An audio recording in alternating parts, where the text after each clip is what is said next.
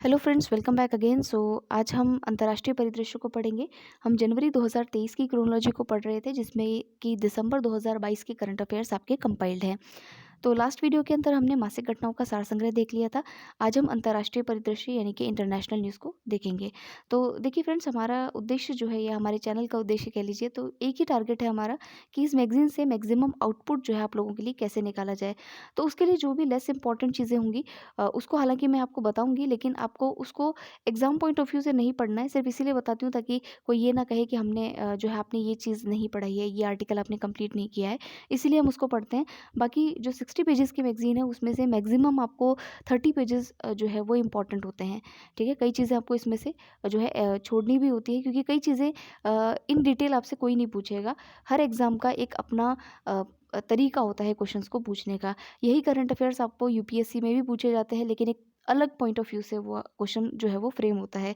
वो बेसिकली आपके knowledge base पे होता है, इसलिए आप जितना पढ़ेंगे वो वहाँ पर कम लगेगा। अगर आप आरएस की तैयारी करते हैं तो आपको फैक्चुअल प्लस एनालिटिकल दोनों चीज़ों पर फोकस करना होगा, क्योंकि एक स्टेटमेंट आपको फैक्चुअल पूछ लेगा, दूसरा आपको एनालिटिकल पूछ लेगा, तो वहाँ आपको दोनों चीज़ें क्लियर होनी चाहिए। अगर आप अदर एग्जाम्स की तैयारी करते हैं तो आपको फैक्चुअल जो है चीज़ों को ज़्यादा याद रखना है। कौन सी चीज़ कहाँ पर संपन्न हुई है, किसने कितने मेडल जीते हैं, कौन सा पुरस्कार किसको मिला है, कौन सी जगह पर क्या लॉन्च हुआ है। ऐसे फैक्चुअल क्वेश्चंस जो है वो ज़्यादा पूछे जाते हैं। तो हर एग्ज़ाम का पैटर्न अलग है, तो उस हिसाब से हमको चीज़ों को ओवरऑल लेकर के चलना होता है। तो अब फर्दर मैं आपको डिले नहीं करूँगी, और इस वीडियो को हम स्टार्ट करेंगे अंतर्राष्ट्रीय परिदृश्य से, यानी कि इंटरनेशनल न्यूज़ से। और जो लेस इंपॉर्टेंट चीज़ें होंगी, हालांकि मैं उनको रीड करूँगी, लेकिन आप उसको एग्जाम के हिसाब से देखिएगा। तो देखिए, सबसे पहला आर्टिकल है, बांग्लादेश में मेट्रो जो ट्रेन है उसको स्टार्ट किया गया है।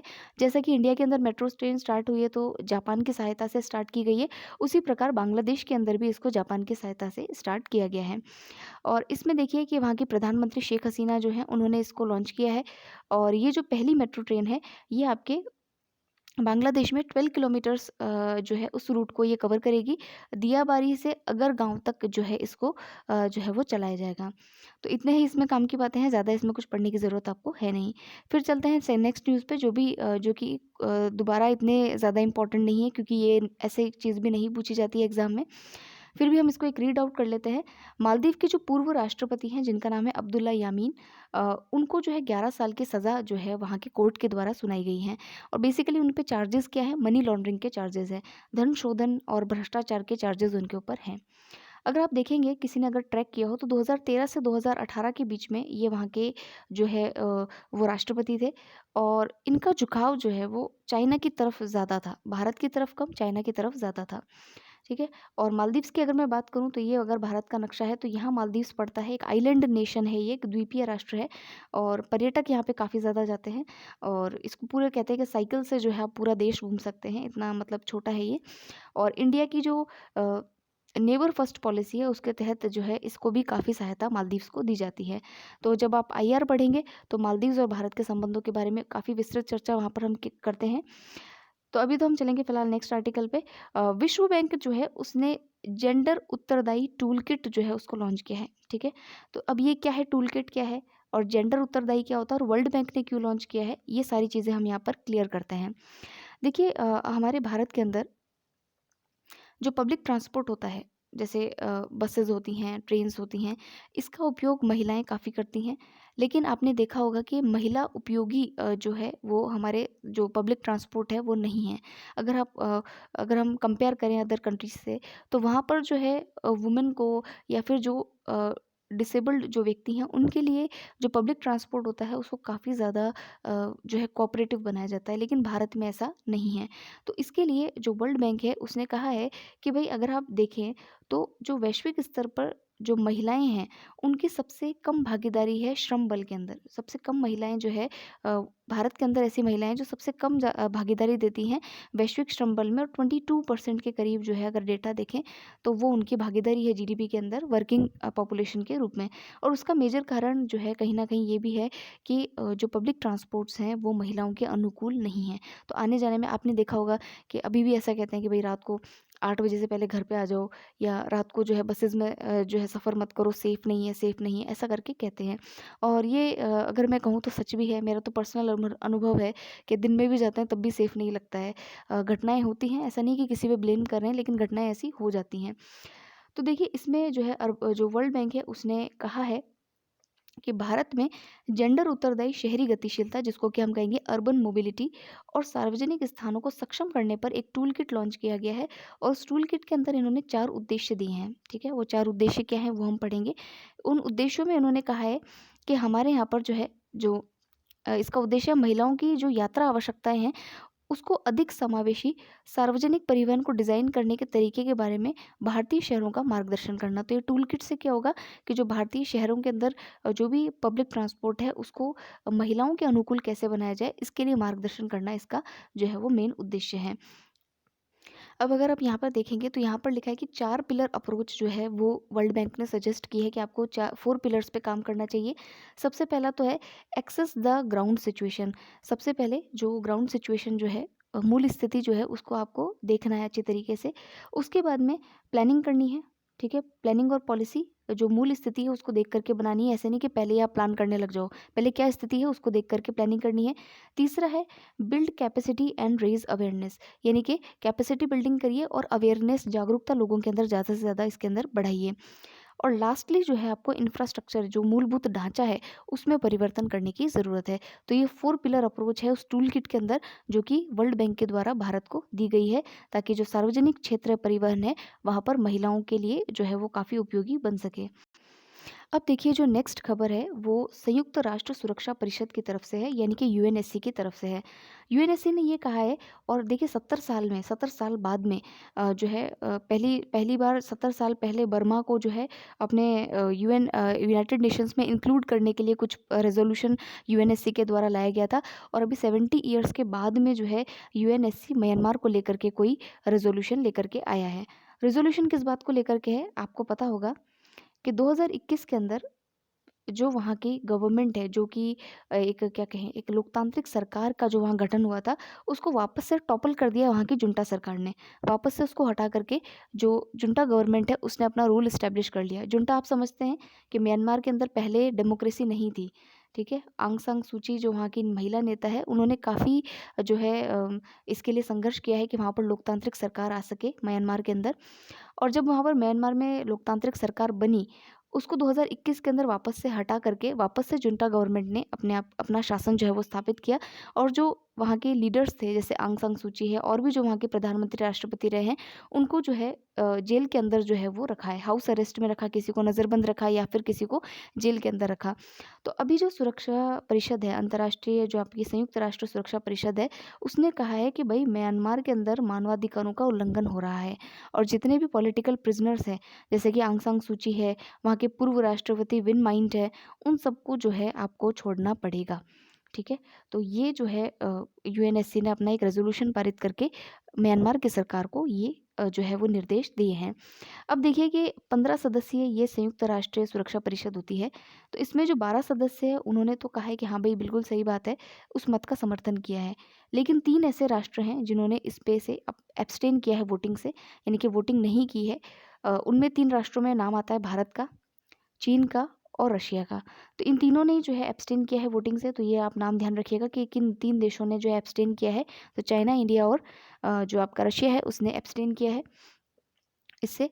अब देखिए इसमें और क्या-क्या चीज़ें हैं। देखिए सबसे पहली चीज़ फैक्ट देखिए, पिछले 74 ईयर्स में म्यांमार पर अपनाया गया सुरक्षा परिषद का ये पहला संकल्प है। म्यांमार को लेकर इससे पहले यूएनएससी में प्रस्ताव 1948 में आया था, जिसमें बर्मा को संयुक्त राष्ट्र में सदस्यता के लिए जो है वो सिफारिश की गई थी। तो ये मैंने अभी आपको बताया। उसके अलावा देखिए कि 2021 में जो है सरकार जो सेना है उसने जो है निर्वाचित जो सरकार थी उसको हटा करके खुद जो है वो सत्ता संभाली थी। और अभी अगर देखें तो जुंटा जो सरकार है, यानी कि जो सेना की जो सरकार है, उसके जो शासक है उनका नाम है मिंग आंग हलायंग। ठीक है, तो ये थोड़ा सा आप ध्यान रखिएगा। म्यांमार में जो संकट चल रहा है उसको लेकर के जो वैश्विक प्रतिक्रिया है वो यूएनएससी के द्वारा दे दी गई है।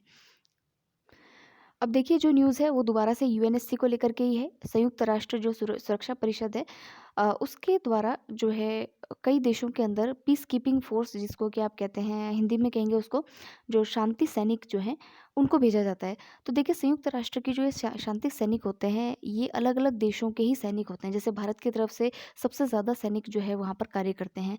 तो देखिए, इन सैनिकों के लिए, चाहे ये सैनिक हो चाहे सैनिक कोई से भी हों, जब व्यक्ति अपने परिवार से दूर रहता है तो उसके मानसिक स्वास्थ्य पर जो है काफ़ी इम्पैक्ट पड़ता है। कुछ लोग होते हैं जो काफ़ी मेंटली स्ट्रांग होते हैं, लेकिन मोस्टली जो लोग होते हैं उनको कहीं न कहीं ब्रेकडाउन ज़रूर से होता है। तो इसीलिए संयुक्त राष्ट्र ने कहा है कि भई, जो मानसिक सहायता है, अ, जो मानसिक स्वास्थ्य है, उसके लिए एक सहायता का संकल्प लिया है यूएनएससी में, एक रेज़ोल्यूशन पारित किया है। तो जितने भी पीस कीपिंग फोर्सेस होंगे, जो वहाँ के पर्सोनेल होंगे, उनको जो है मानसिक स्वास्थ्य को लेकर के जागरूक किया जाएगा और उनकी सहायता की जाएगी मानसिक जागरूकता फैलाने में, ठीक है? तो ये थोड़ा-सा हमको यह ध्यान रखना है कि यूएनएससी के द्वारा एक तो म्यांमार को लेकर के संकल्प पारित हुआ है और दूसरा मानसिक स्वास्थ्य को लेकर के जो है एक संकल्प उन्होंने पारित किया है। हालाँकि फैक्चुअल क्वेश्चन इसमें से नहीं आएगा, लेकिन हाँ, ये है कि यूएनएससी के जो नए अभी रिफॉर्म्स इन्होंने किए हैं, उसको लेकर के आप इसको कहीं आईआर के अंदर यूज़ कर सकते हैं। फिर देखें, ईरान को लेकर के एक न्यूज़ है कि ईरान को जो है वैश्विक महिला अधिकार निकाय से बाहर किया गया है। जो वर्ल्ड वुमेन कमीशन है, वहाँ से जो है ईरान को बाहर किया गया है, और कारण क्या है वो भी हम देख लेते हैं। तो अब देखिए, ईरान को जो है वैश्विक महिला अधिकार निकाय से क्यों बाहर किया गया। सबसे पहली चीज़ कि ईरान के अंदर एक महिला है, 21-22 साल की थी, महसा अमीन उनका नाम था। तो उन्होंने जो है उन मॉरल पुलिसिंग का ये शिकार हुई हैं। मॉरल पुलिसिंग आप जानते होंगे। मॉरल पुलिसिंग में क्या होता है कि लोग आपको बताते हैं कि आपको ऐसा नहीं करना चाहिए, ठीक है? तो मॉरल पुलिसिंग का ये शिकार हुई कि वहाँ पर इन्होंने पब्लिक प्लेस पर, ये कहीं पर थीं और हिजाब इन्होंने सही से नहीं पहना हुआ था। तो वहाँ के जो लोकल लोग हैं, और जो आई थिंक पुलिस भी उसमें थी, या आई थिंक लोकल लोगों ने जो है, वो मॉरल पुलिसिंग लोकल लोगों के द्वारा ही होती है। तो उन्होंने जो है इनकी पिटाई की और हॉस्पिटल में जो है इनकी डेथ हो गई। तो इसको लेकर के काफ़ी जो है पूरे विश्व भर में और ईरान के अंदर भी जो है काफ़ी जो है विरोध प्रदर्शन भी किया गया इसका। तो इसीलिए जो है संयुक्त राज्य अमेरिका यानी यूएसए के नेतृत्व में जो एक अभियान और एक 54 सदस्यीय जो आपका इकोसॉक है, यानी कि संयुक्त राष्ट्र आर्थिक सामाजिक परिषद है, उसने एक प्रस्ताव पारित किया और जो है ईरान को इसके अंदर से जो है वो बाहर किया है, ठीक है? तो एक तरीके से ईरान में इस तरीके की जो घटनाएं होती है महिलाओं के विरुद्ध या मानव अधिकार के विरुद्ध, तो उसका एक विरोध प्रदर्शन करने का एक तरीका है।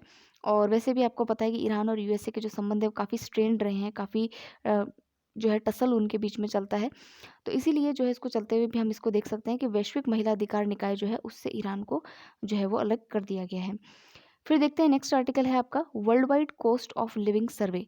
ये जो सर्वे है ये इकोनॉमिस्ट इंटरनेशनल यूनिट के द्वारा आयोजित किया जाता है, और इसमें जो है कॉस्ट ऑफ लिविंग देखी जाती है कि कहाँ पर रहने की कितनी कॉस्ट आती है। जैसे जयपुर में रहने की आपकी महीने की कॉस्ट कितनी आती है, तो उसी तरीके से पूरे वर्ल्ड का देखते हैं कि सबसे ज़्यादा महंगा कौन सा है, सस्ता कौन सा है। तो विश्व भर के जो सबसे महंगे 10 जो शहर है, उसमें अमेरिका के 3 शहर हैं, न्यूयॉर्क, लॉस एंजलिस और सैन फ्रांसिस्को, ठीक है? अपने को तो पूरा अमेरिका ही महंगा लगता है क्यों? अपने को तो जयपुर से बाहर भी जाओ तो भी महंगा लगेगा। फिर देखिए कि ऐसा पहली बार हुआ है कि न्यूयॉर्क जो है वो शीर्ष स्थान जो है उसको मिला है। तो सिंगापुर व अमेरिका जो है वो सबसे महंगे जो है जगहों के अंदर शामिल हैं। न्यूयॉर्क के शीर्ष स्थान के लिए बढ़ती मुद्रास्फीति यानी इन्फ्लेशन जो है उसको ज़िम्मेदार माना गया है, ठीक है? और उसी प्रकार अगर हम एशिया के कुछ नेशंस को देखें, तो जो रशिया का जो मॉस्को शहर है उसको 72 रैंक जो है वो इसमें दी गई है। और इंडिया का तो नहीं है, इंडिया में तो जो है हम सही हैं एकदम।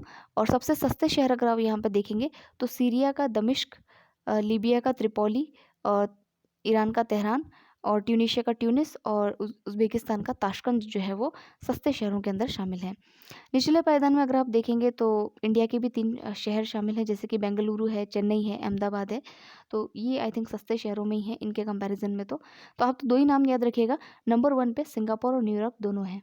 यहाँ पर देखिए ध्यान से, नंबर 1 पर सबसे महंगे शहर कौन से हैं? सिंगापुर एंड न्यूयॉर्क, ठीक है? फिर देखिए, दुनिया की सबसे बड़ी जो दूरबीन है उसका निर्माण जो है हाल ही में स्टार्ट किया गया है। अब देखिए, इस दूरबीन का सबसे पहले तो हम नाम जान लेते हैं। तो दूरबीन का नाम है स्क्वायर किलोमीटर एरे ऑब्जर्वेटरी। क्या नाम है? Square kilometre arrow array observatory.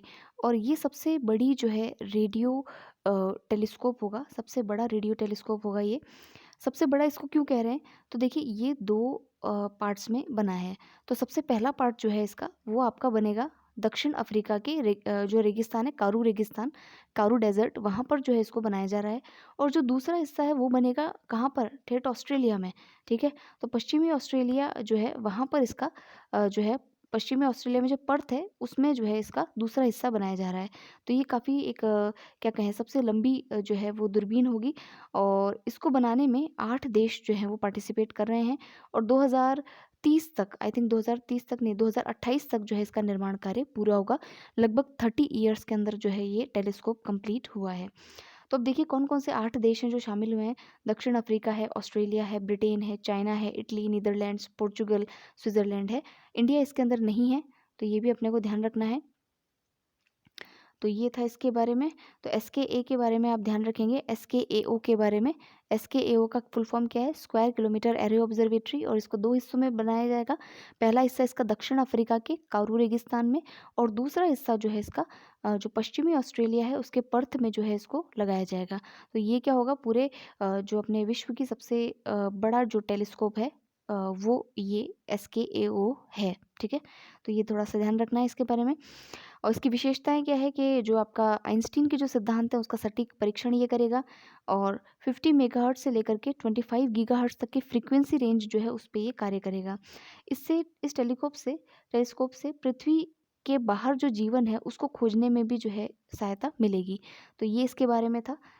फिर देखते हैं चाइना और सऊदी अरेबिया का शिखर सम्मेलन। अब देखिए चाइना जो है वो अरब देशों के अंदर उसकी यात्रा है, और यहाँ ये जीसीसी के अंदर भी पार्टिसिपेट करेगा। जीसीसी यानी कि गल्फ कोऑपरेशन काउंसिल, उसके अंदर भी चाइना ने भी पार्टिसिपेट किया है।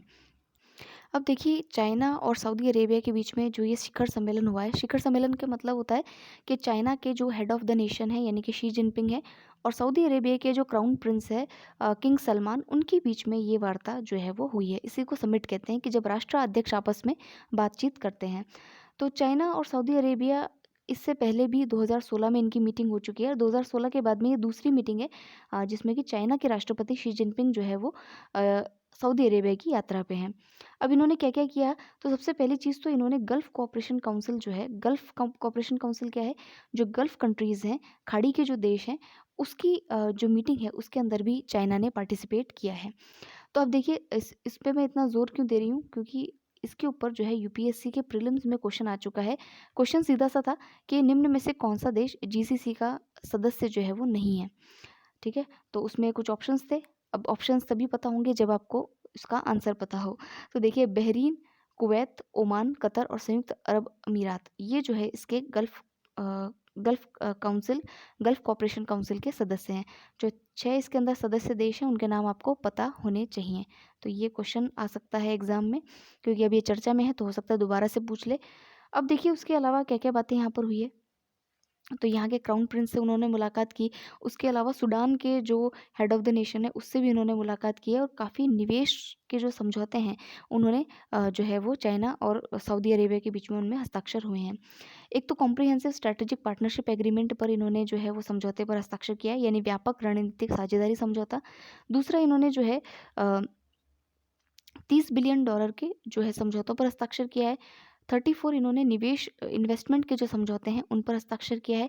टेक टाइकून हुआई के साथ में भी जो है वो समझौता चाइना ने किया है, ठीक है? उसके अलावा तो जो है कुछ और ज़्यादा चीज़ काम की नहीं है। हाँ, सूडान के जो सॉवरेनिटी काउंसिल के अध्यक्ष हैं अल बुरहान, उनसे भी जो है चीनी राष्ट्रपति की मुलाकात हुई है। उसके अलावा कुछ ख़ास बात इसके अंदर है नहीं। इतनी सी बात दे रखी है कि सऊदी अरेबिया की जो ये चाइना के साथ में मीटिंग है, ये उस टाइम पे हो रही है जब सऊदी अरेबिया और जो सऊदी अरेबिया का जो फ्रेंड माना जाता है अमेरिका, उनके बीच में एनर्जी रिलेशंस को लेकर के काफ़ी टेंशन चल रही है। तो हालाँकि इस पे अभी बहुत बड़ा एनालिसिस है, वो आपकी एग्ज़ाम पॉइंट ऑफ व्यू से काम का नहीं है, तो इसलिए हम उसको यहाँ पर डिस्कस नहीं करेंगे। आप तो गल्फ़ कोऑपरेशन काउंसिल जो है उसके बारे में थोड़ा ध्यान रखना है आपको, कितने सदस्य देश हैं उसके अंदर, क्योंकि अभी ये चर्चा में है तो क्वेश्चन पूछा जा सकता है। दूसरा आप ये ध्यान रखिएगा कि ऐसा भी पूछ सकते हैं कि चाइना की अभी हाल ही में किस गल्फ़ कंट्री के अंदर जो या खाड़ी के देश में जो है यात्रा की है चीनी राष्ट्रपति ने, तो आपको पता होना चाहिए सऊदी अरेबिया में की है। और तो कोई तथ्य इसके अंदर है नहीं। हाँ, ये पूछा जा सकता है कि ये पहली चाइना की यात्रा है सऊदी अरेबिया के लिए? तो ये पहली नहीं है, दूसरी यात्रा है। 2016 में भी जो है वो यात्रा कर चुके हैं। ठीक है। अब चलते हैं चाइना इंडेक्स 2022 में। और चाइना इंडेक्स 2022 के अनुसार पाकिस्तान जो है वो चाइना के साथ में जो रिलेशंस है उस पे शीर्ष के ऊपर आता है, टॉप मोस्ट जो कंट्री है उसमें आता है। तो सबसे पहली चीज़ तो हम ये देखते हैं कि ये जो चाइना इंडेक्स है इसको लॉन्च कौन करता है। तो ताइवान जो है ताइवान ने जो है पहली बार ये इंडेक्स लॉन्च किया है। और ताइवान ने जो इंडेक्स बनाया है ये उसका जो डबल थिंक लैब है उसके द्वारा इसको बनाया गया है। और उसमें ये कहा है कि सबसे ज़्यादा एशिया का ऐसा कौन सा देश है जिसके के ऊपर चाइना का सबसे अधिक प्रभाव है। तो अगर हम एशिया में देखें तो पाकिस्तान एक ऐसा देश है जहाँ पर चाइना का सबसे ज़्यादा प्रभाव देखने को मिलता है। और ये तक कह रहा है कि चाइना जो पाकिस्तान है वो चाइना का सैटेलाइट जो है वो बनता जा रहा है। दूसरा इन्होंने कहा कि जो जर्मनी है, यूरोपीय देशों की अगर बात करें, तो जर्मनी के ऊपर सबसे ज़्यादा प्रभाव है चाइना का, ठीक है? ये 19वें स्थान पर आता है। तो सबसे ज़्यादा प्रभाव किसका बताया है इन्होंने? जो है जर्मनी पर जो है सबसे ज़्यादा प्रभाव है किसका? चाइना का। तो अब यहाँ देखिए Pakistan, Cambodia, Singapore, Thailand, Peru, दक्षिण Africa, Philippines, Kyrgyzstan, Tajikistan, Malaysia, ये सब जो है सूची में टॉप 10 के अंदर आता है जहाँ पर चाइना का इम्पैक्ट सबसे ज़्यादा है। देखिए इम्पैक्ट कैसे भी हो सकता है, जैसे पॉलिसीज़ से रिलेटेड इम्पैक्ट हो सकता है, या फिर चाइना ने अगर ऋण दे रखा है उससे रिलेटेड हो सकता है। चाइना की बहुत सारी अगर इन्वेस्टमेंट पॉलिसीज़ उस देश में चल रही है तो भी चाइना का प्रभुत्व जो है वो उन देशों में हो सकता है। तो उन सभी को जो है इन्होंने काउंट किया है। हालांकि यहाँ पर दिया कुछ नहीं है, सिर्फ ये बताया कि सबसे ज़्यादा प्रभुत्व कहाँ पर है, तो पाकिस्तान में है। और यूरोप में देखें तो जर्मनी के अंदर है। तो इतना ही फैक्ट हमको याद रखना है, ज़्यादा हम भी इसके डिटेल में नहीं जाएंगे। फिर देखिए सीबीडी, ये आपको याद रखना है, सीबीडी के ऊपर ये काफ़ी इंपॉर्टेंट है। अगर मैं ये कहूँ कि पूरे इस 2 पेज के अंदर जो सबसे इम्पोर्टेंट न्यूज़ है वो यही है सीबीडी को लेकर के, क्योंकि इसके ऊपर आपका जो है एनवायरनमेंट से रिलेटेड क्वेश्चन जो है वो पूछा जा सकता है। अब देखिए संयुक्त राष्ट्र जो सुरक्षा जैव विविधता पर जो सम्मेलन होता है, आपको पता है 1992 के अंदर एक पृथ्वी सम्मेलन हुआ था। इसके ऊपर क्वेश्चंस फॉरेस्ट वाले एग्जाम में पूछा भी गया था। तो देखिए जो पृथ्वी सम्मेलन हुआ था उसके अंदर कई सारे एग्रीमेंट्स पे साइन किए गए थे। और उन कई सारे एग्रीमेंट्स के ऊपर एक एग्रीमेंट ये भी था जिसका कि नाम है आपका सीबीडी, यानी कि कन्वेंशन ऑन बायोडाइवर्सिटी। ठीक है। जैव विविधता पर संयुक्त सम्मेलन इसको कहते हैं। तो इसकी भी मीटिंग्स जो है वो हर साल जो है कोप के साथ में ही होती है। तो इस बार वाली जो इसकी कोप 15 थी वो कहाँ पर आयोजित की गई, ये हमको पता होना चाहिए। सबसे पहला क्वेश्चन तो यही है। तो सीबीडी का जो कोप 15 है वो कुनमिंग में आयोजित किया जाना था, जो कि चाइना में है। लेकिन वहाँ पर क्योंकि आपको पता ही है कि जो कोविड है उसके चक्कर में नहीं हो पाया, तो इसको जो है मॉन्ट्रियल में आयोजित किया गया है। अब याद रखिएगा कि कहाँ आयोजित किया गया सीबीडी का 15वां सम्मेलन, मॉन्ट्रियल में आयोजित किया गया। मॉन्ट्रियल कहाँ पर है? तो मॉन्ट्रियल आपका कनाडा में है। आपने मॉन्ट्रियल प्रोटोकॉल भी पढ़ा होगा, ओजोन लेयर डिप्लीशन को लेकर के, ओजोन परत के क्षरण को लेकर के। नहीं पढ़ा हो तो आप पढ़िएगा, क्योंकि इस पे क्वेश्चन यूपीएससी प्रीलिम्स में आ चुका है। ठीक है। तो अब देखिए कि इसमें क्या क्या इन्होंने गोल्स रखे हैं कि भाई बायोडाइवर्सिटी यानी कि जो जैव विविधता है उसको कैसे बचाएंगे। तो इन्होंने कहा कि 2030 तक के लिए 4 लक्ष्य और 23 उद्देश्य इन्होंने निर्धारित किए हैं। इस समझौते के तहत कुनमिंग मॉन्ट्रियल वैश्विक जैव विविधता फ्रेमवर्क में भूमि, तटीय इलाके और जो अंतर्देशीय जल क्षेत्र हैं उनके संरक्षण के साथ साथ जो खाद्य बर्बादी है उसमें भी 50% तक की कमी लाने का लक्ष्य रखा गया है। तो पहला लक्ष्य तो ये याद रखिएगा कि 4 लक्ष्य और 23 टारगेट है 2030 तक पूरे करने हैं। दूसरा ये कहा कि जो तटीय इलाके हैं, भूमि वाले इलाके और अंतर्देशीय इलाके हैं, अंतर्देशीय मतलब इनलैंड जो एरियाज़ हैं, इनलैंड जो वाटर बॉडीज़ हैं, वाटर एरियाज़ हैं, उनके संरक्षण करेंगे।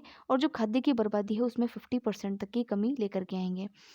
फिर इन्होंने कहा कि अमीर देशों द्वारा 2025 तक विकासशील देशों को वित्तीय सहायता बढ़ाकर $20 बिलियन वार्षिक करना और 2030 तक इसे बढ़ाकर $30 बिलियन करने का भी प्रस्ताव इसमें रखा गया है।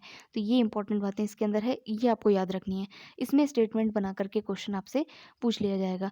अब देखिए कि यहाँ पर लिखा है कि जैव विविधता पर संयुक्त राष्ट्र सम्मेलन, जिसे पार्टियों के सम्मेलन या कोप 15 के रूप में जाना जाता है, 7 दिसंबर 2022 को मॉन्ट्रियल में आयोजित किया गया और 2 सप्ताह तक ये चला है। और मूल रूप से कुनमिंग चाइना में होना था, लेकिन जो है कोविड की स्थिति के कारण मॉन्ट्रियल में हुआ है। ये 15वां जो सीओपी है उसका दूसरा भाग था, पहला भाग वर्चुअली आयोजित किया गया था। अब इतनी डिटेल तो कोई नहीं पूछेगा, छोड़िए इसको। फिर देखिए कि यहाँ पर एक फैक्ट है कि जैव विविधता पर संयुक्त राष्ट्र सम्मेलन एक बहुपक्षीय यानी कि मल्टीलेटरल ट्रीटी है।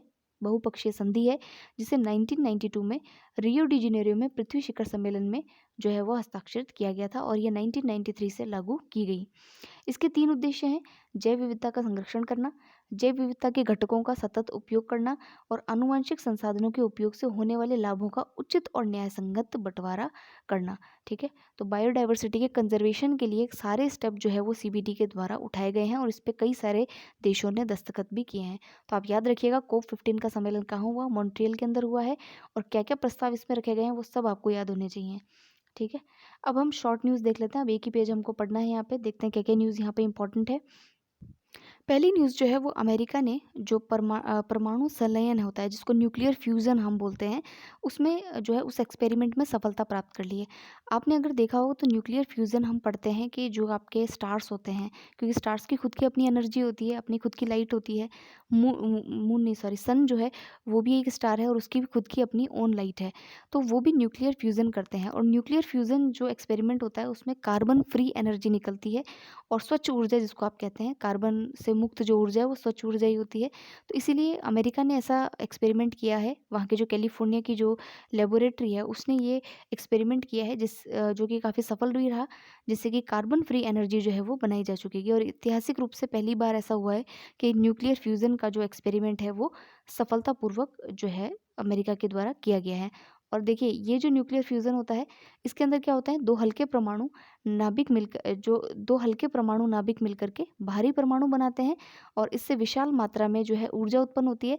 सूर्य और अन्य तारों की जो शक्ति है उसका प्रमुख स्रोत जो है यही अभिक्रिया या यही रिएक्शन है, न्यूक्लियर फ्यूज़न। ठीक है, जिसको हम कहते हैं परमाणु संलयन। ठीक है, फिर देखिए यूक्रेन के राष्ट्रपति जो है उनकी अमेरिका की यात्रा है। तो जो यूक्रेन के राष्ट्रपति ज़ेलेंस्की है, जिनके के बारे में हमने एक न्यूज़ और पढ़ी थी कि time person of the year इस बार कौन है, ज़ेलेंस्की ही हैं। तो अमेरिका में जो राष्ट्रपति हैं जो बाइडन, उनसे उन्होंने मुलाकात की है और यहाँ पर इनको पैट्रियट मिसाइल प्रणाली जो है वो भी प्रदान की है अमेरिका ने। तो ये पैट्रियट मिसाइल प्रणाली के बारे में आपको पढ़ लेना चाहिए। ये जो मिसाइल प्रणाली है ये सतह से यानी सरफेस से हवा में मार करने में सक्षम है। ठीक है, ये सिस्टम जो है सतह से, सरफेस से एयर के अंदर जो है वो वार करता है। इसे पहली बार 1980 के दशक में तैनात किया गया था। यह जो है विमान, क्रूज़ मिसाइल और कम दूरी की बैलिस्टिक मिसाइल को निशाना जो है वो बना सकती है। तो विमान को भी उड़ा सकती है, क्रूज़ मिसाइल को भी उड़ा सकती है और कम दूरी की बैलिस्टिक मिसाइल को भी उड़ा सकती है। तो ये यूएसए की टेक्निक है जो कि यूक्रेन को जो है वो प्रदान की गई है। तो ये ध्यान रखिएगा पैट्रियट मिसाइल प्रणाली के बारे में। फिर देखिए भारत के 2028 और 2029 में यूएनएससी में उम्मीदवारी जो है उसको तय किया गया है। तो देखिए आपको पता है कि हर माह जो है इसके अंदर अस्थायी सदस्य के रूप में कार्यकाल दिया जाता है। तो 31 दिसंबर को कार्यकाल जो है भारत का ख़त्म हो रहा है यूएनएससी के अंदर, यानी कि संयुक्त राष्ट्र सुरक्षा परिषद में। और 8 बार जो है भारत जो है यूएनएससी का सदस्य, अस्थायी सदस्य बन चुका है। आपको पता है यूएनएससी के अंदर 10 परमानेंट मेंबर्स होते हैं और 5 जो है वो 5 जो है परमानेंट मेंबर्स हैं और 10 जो है वो नॉन परमानेंट मेंबर्स, अस्थायी सदस्य होते हैं, जो कि एक रोटेटरी बेसिस पर चुने जाते हैं। तो भारत को 8 बार तो सदस्य बनाया जा चुका है। 2028 और 29 के लिए भी उम्मीदवारी की घोषणा हमारे वहाँ के जो एक्सटर्नल अफेयर्स मिनिस्टर या विदेश मंत्री एस जयशंकर है उन्होंने की है। छोटी सी न्यूज़ है तो इतना कोई इम्पोर्टेंट फैक्चुअल है नहीं इसमें। फिर देखिए इक्वाडोर, जापान, माल्टा, मोज़ाम्बिक और स्विट्ज़रलैंड ने 1 जनवरी 2023 से संयुक्त राष्ट्र संघ में नई अस्थायी सदस्यता जो है वो ग्रहण करी है। तो ये थोड़ा-सा ध्यान रखिएगा कि कौन-कौन से देश हैं जो कि 1 जनवरी 2023 से अस्थायी सदस्य के रूप में चुने गए हैं। तो देखिए परिषद की ये 2 वर्ष की सदस्यता के लिए संयुक्त राष्ट्र महासभा ने चुनाव किया था और 15 सदस्यीय सुरक्षा परिषद में 5 सदस्यों ने Bharat, Kenya, Ireland, Norway, Mexico का स्थान लिया है। अभी हमने देखा कि भारत ने जो है अपनी सदस्यता अभी ख़त्म हुई है भारत की 31 दिसंबर को ही। तो जो है 5 सदस्यों में जो है इन्होंने स्थान लिया है, जो कि 1 जनवरी 2021 से सुरक्षा परिषद के सदस्य बन गए थे और परिषद में इनके 2 वर्षीय कार्यकाल को जो है वो अभी 31 दिसंबर को ये कार्यकाल पूरा हुआ है। तो ये न्यूज़ हमने अभी पीछे भी कवर की है, यानी कि यहीं इसी आर्टिकल में, कि 2 वर्ष का कार्यकाल भारत ने भी अपना कंप्लीट किया है। और अभी जो है 15 सदस्यों के अंदर देखिए 5 तो स्थायी सदस्य हैं, अमेरिका, रशिया, फ्रांस, ब्रिटेन और चाइना, और 5 अस्थायी सदस्य जिनकी द्विवार्षिक सदस्यता 31 दिसंबर को कंप्लीट हो रही है और 5 अस्थायी सदस्य जिनकी द्विवार्षिक सदस्यता 31 दिसंबर 2024 को कंप्लीट होगी। ठीक है, तो उनमें ये नाम जो है वो ध्यान में रखने हैं। फिर देखिए संयुक्त राष्ट्र में महात्मा गांधी की जो प्रतिमा है उसका अनावरण किया गया है। तो ये देखिए कि जो संयुक्त राष्ट्र का जो मुख्यालय है, हेडक्वार्टर है, वहाँ का जो नॉर्थ लॉन है, वहाँ पर इसको लगाया जाएगा। और जो 77वें सत्र के जो अध्यक्ष हैं कसाबा करोसी, उनकी उपस्थिति में इसको इनॉग्रेट किया जाएगा। भारत के जो कलाकार हैं, पद्मश्री अवॉर्डी हैं, जिनका नाम है राम सुतार, उनके द्वारा इसको बनाया गया है। तो ये विश्व निकाय में महात्मा गांधी की पहली मूर्ति है, इसलिए शायद ये जो है न्यूज़ का विषय भी है। फिर देखिए राउंड अप में अगर कोई इंपॉर्टेंट न्यूज़ है तो उसको देख लेते हैं। अब देखिए यहाँ पर काफ़ी अतरंगी खबरें हैं। सबसे पहली खबर देखिए, स्पेन का जो निचला सदन है, उसने ऐसे सुधार विधेयक को एक मंजूरी दी जिसमें उन्होंने कहा है कि 16 साल से जो अधिक आयु के जो बच्चे हैं, लड़के लड़कियां हैं, उनको बिना किसी चिकित्सीय पर्यवेक्षण के कानूनी रूप से पंजीकृत लिंग लिंग बदलवाने की अनुमति जो है वो होगी। अगर कोई अपना सेक्स चेंज करना चाहता है तो स्पेन के निचले सदन ने कहा है कि 16 से अपर लिमिट का कोई होगा तो बिना किसी कानूनी या चिकित्सीय पर्यवेक्षण के उनको जो है ये आज़ादी दी जाती है। फिर देखिए जो न्यूज़ीलैंड की गवर्नमेंट है, उसने कहा है कि 1 जनवरी 2009 को या उसके बाद पैदा हुए जो किसी कोई भी व्यक्ति है, उसको तंबाकू खरीदा या बेचा नहीं जा सकता, यानी कि तंबाकू को बैन करने का एक तरीका है। फिर देखिए संयुक्त राष्ट्र के एक पैनल ने सिफारिश की है कि ऑस्ट्रेलिया के ग्रेट बैरियर रीफ जो है, उसको उसको जो है विश्व विरासत स्थल के रूप में सूचीबद्ध किया जाना चाहिए जो खतरे में है। तो आपको पता है ये ग्रेट बैरियर रीफ जो आपको आप उसमें क्या कहते हैं इन्वायरमेंट वाले चैप्टर में पढ़ते भी हैं, जो ऑस्ट्रेलिया के अंदर है, उसको प्रोटेक्ट करने के लिए जो है ये बात कही गई है। फिर देखिए जापान की जो राजधानी है टोक्यो, वहाँ पर जो वहाँ की विधानसभा है उसके द्वारा एक नियम पारित किया गया है कि 2025 के बाद बनने वाले घरों के अंदर सौर पैनल स्थापित करना अनिवार्य कर दिया गया है। तो स्वच्छ ऊर्जा की तरफ ये एक कदम है जो जापान की सरकार ने उठाया, और प्रोबेबली आने वाले टाइम में अदर गवर्नमेंट्स को भी ये स्टेप लेना होगा। सो ये था आज हमारा जो है अंतर्राष्ट्रीय परिदृश्य। अब नेक्स्ट वाला जो वीडियो होगा वो हमारा राष्ट्रीय परिदृश्य के ऊपर होगा। सो मिलेंगे नेक्स्ट वीडियो के अंदर। तो take care and good bye.